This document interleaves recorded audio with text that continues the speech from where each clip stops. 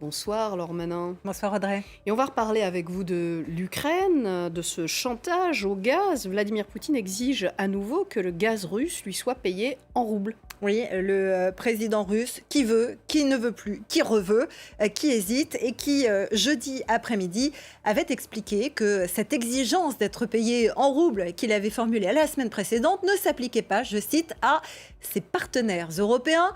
Nouveau revirement ce jeudi. Si ses clients ne se plient pas à sa volonté, le maître du Kremlin menace de fermer les robinets. Les précisions d'Edwige Wamanissa.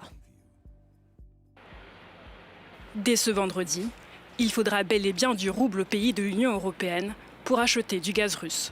En cas de refus, Vladimir Poutine a prévenu, les contrats d'approvisionnement en gaz seront suspendus. Une mesure adoptée en représailles aux sanctions économiques des Occidentaux après l'invasion de l'Ukraine.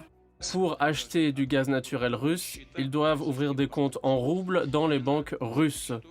Et c'est avec ces comptes qu'ils pourront payer le gaz. Ça commencera à partir de demain, le 1er avril. Hier pourtant, Vladimir Poutine assurait que l'Europe pouvait continuer à payer le gaz russe en euros et non en roubles, contrairement à ce qu'il avait annoncé la semaine précédente. Moscou espère ainsi soutenir le cours de sa monnaie nationale, qui a perdu un tiers de sa valeur depuis la mise en place des sanctions. Le G7 et l'Union européenne ont catégoriquement refusé. L'Allemagne estime avoir le droit de refuser cette mesure. Aux livraisons de gaz et aux autres livraisons. Il stipule que les paiements sont effectués en euros, parfois en dollars, mais généralement en euros. Et j'ai clairement indiqué au président russe qu'il en serait ainsi. En visite à Berlin, le ministre français de l'économie Bruno Le Maire a invité la Russie à honorer dans son intégralité les contrats tels qu'ils ont été signés. Ce dossier est crucial pour les pays occidentaux, en particulier pour l'Union européenne, dépendante à 40% de la Russie, pour ses importations de gaz.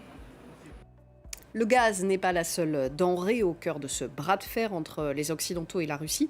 Le pétrole aussi pourrait venir à manquer. Oui, le pétrole russe représente entre 25 et 30% des importations européennes. Là encore, si la Russie ferme les robinets, les Européens vont se trouver fort dépourvus. L'or noir, c'est d'ailleurs très fortement apprécié ces dernières semaines, en particulier depuis l'invasion de l'Ukraine. On voit ce pic à 129 $ qui remonte à début mars, juste quelques jours après l'invasion de l'Ukraine. Aujourd'hui, c'est stabilisé autour de 108 $, mais vous le voyez, en décembre, au moment du début de la reprise de la post-pandémie, le baril s'évaluait autour de 70 $ seulement. Cette hausse des prix répond bien sûr à la question, à la loi de l'offre et de la demande. Moins de pétrole pour une demande qui ne change pas, ça fait mécaniquement monter les prix. Quels sont les moyens de soulager la pression sur les prix du pétrole ? Eh bien, aux États-Unis, Joe Biden s'est prononcé tout à l'heure. Il va piocher 1 million de barils quotidiens supplémentaires dans les réserves stratégiques du pays. Les États-Unis, rappelons-le, sont tout de même le premier producteur de pétrole au monde. Alors, ce recours aux réserves stratégiques, ça va principalement soulager les ménages américains. Ça ne devrait pas infléchir considérablement les prix internationaux. Pressés donc de soulager cette pression en augmentant leur nombre de barils de pétrole produits chaque jour, les pays producteurs de l'OPEP+, ont expliqué de leur côté qu'ils ne comptaient pas tellement ouvrir beaucoup plus les vannes. Je vous propose de les écouter. Aujourd'hui, tout le monde dit « Augmentez votre production, apportez plus de ressources ». Mais si vous allez voir les institutions financières, elles sont un peu hésitantes et elles hésitent encore à financer de nombreux projets pétroliers et gaziers dans le monde.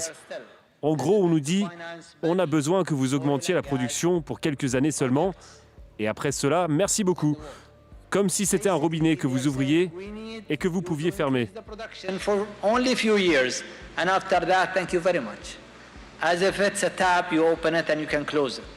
Et toutes ces informations, ça se traduit comment sur les marchés ? Eh bien, c'est du rouge partout. Wall Street finit ce dernier jour du premier trimestre dans le rouge. Premier trimestre négatif depuis le début 2020 et le commencement de la pandémie aux États-Unis.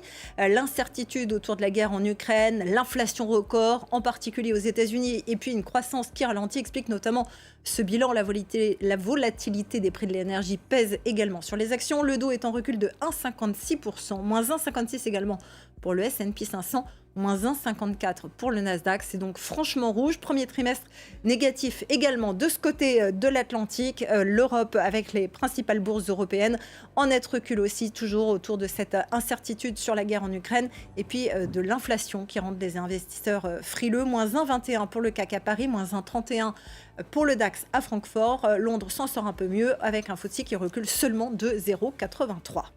Merci beaucoup, Laure Manin. On passe